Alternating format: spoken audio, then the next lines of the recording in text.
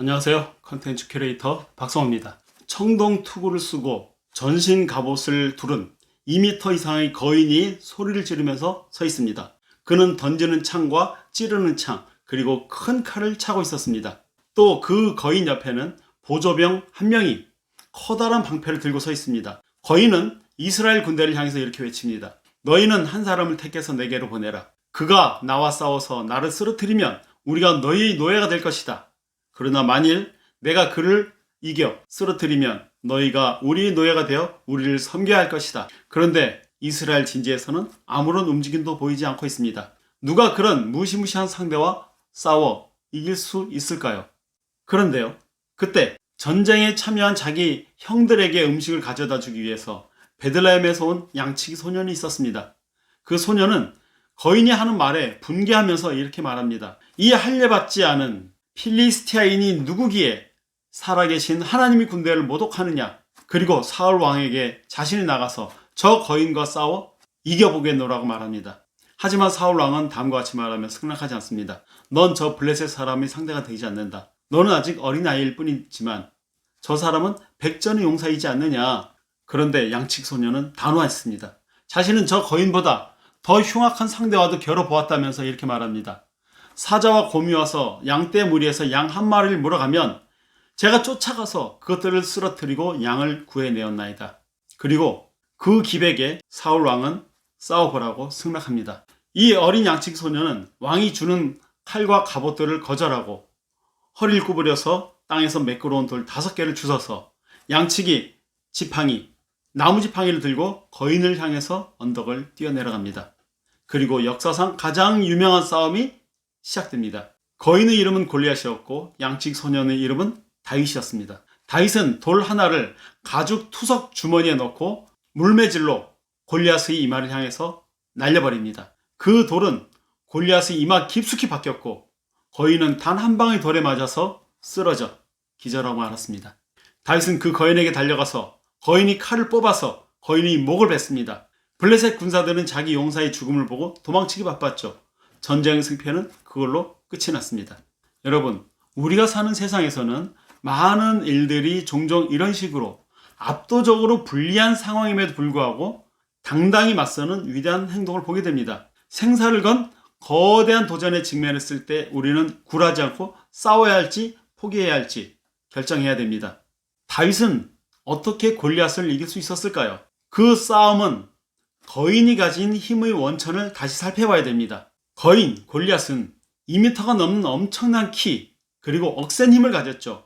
온 몸에는 청동 비늘 수백 개를 중첩시켜서 만든 거대한 갑옷을 입고 있었고, 다리를 보호하기 위한 청동 무릎 보호대, 그리고 두 발에는 청동 판금으로 들어오고 있었고, 머리에는 무거운 금속 튜브를 쓰고 있었습니다.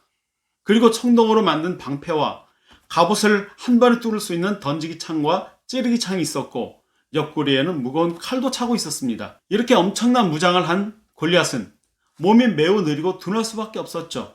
이런 무기들과 갑옷들은 근거리 백병전을 할 때는 유리한 조건이었습니다. 당연히 다윗도 백병전을 할 거라고 예상한 사울왕은 다윗에게 자신의 갑옷과 칼을 주었죠. 1대1 백병전 결과에 따라서 전쟁의 승패를 인정하는 것이 그 당시 관행이었습니다. 하지만 다윗은 그러한 관행을 존중할 생각이 전혀 없었죠.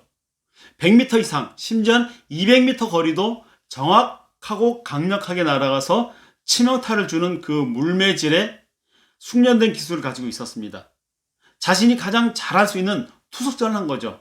더구나 골리앗은 거인들이 흔히 가지고 있는 말단 비대증의 합병증인 시력장애, 즉 복시증을 앓고 있었던 것으로 보입니다. 복시증은 하나의 물체가 두 개로 보이는 증상입니다. 골리앗은 자신의 눈을 대신하는 보조 병사가 필요했고요. 다윗의 싸움 방식이 뭔지도 금세 알아차리지 못했습니다. 그래서 골리앗은 다윗에게 내게로 가까이 와라. 내가 네 살점을 공중의 새들과 들짐승에게 주리라 라고 외쳤던 겁니다. 잘 볼 수 있게 자신에게 가까이 오라고 말하면서 자기의 약점을 스스로 드러낸 겁니다. 골리앗의 이런 싸움 방식은 칼이나 창이 닿지 않는 떨어진 거리에서 투석전을 하는 다윗에게는 아무런 위협이 되지 않았고요. 일방적으로 다윗에게 유리한 싸움이었던 겁니다. 즉 다윗의 만용이 어쩌다 운 좋게 맞아 떨어진 게 아니라 당연히 이길 수밖에 없는 유리한 싸움에서 다윗은 승리한 겁니다. 골리앗은 칼로 무장한 청동기 시대의 전사였지만 다윗은 자동식 권총을 가지고 맞서 싸운 거나 다름없던 거예요.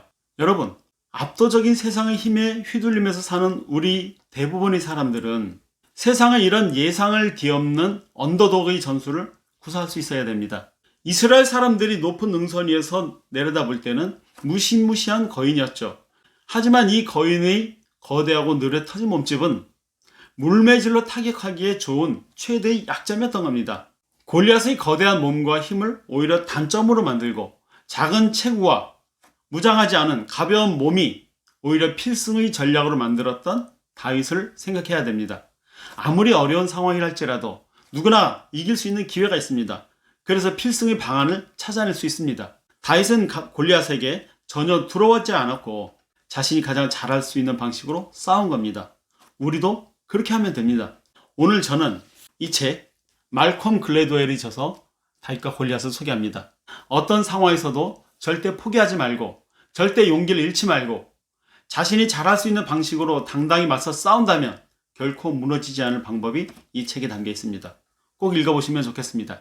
여러분, 혼자보다 여러 사람이 할 때 더 큰 힘을 발휘할 수 있는 거 아시죠? 책을 함께 읽고 이야기를 나누면서 책 속에서 길을 함께 발견해가는 모임이 있습니다. 그 모임에 여러분들을 초대하고 싶습니다. 아래 더보기에 초대장이 링크되어 있습니다.